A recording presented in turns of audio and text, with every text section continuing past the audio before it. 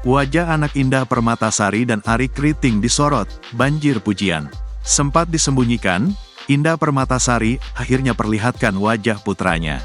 Paras anak Arie Kriting itu pun langsung menjadi sorotan. Dalam postingan terbaru Indah Permatasari, ibu satu anak ini memperlihatkan foto keluarga kecilnya. Terdapat 3 foto yang dibagikan Indah. Slide terakhir merupakan rekaman saat anaknya baru saja terbangun dari tidurnya.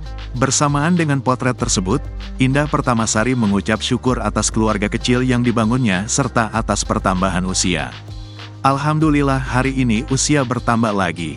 Banyak hal yang harus disyukuri, tapi terutama berkah karunia sebagai seorang ibu yang benar-benar mendewasakan aku, tulis Indah Permatasari di Instagram, dikutip Kamis, tanggal 16 April tahun 2024.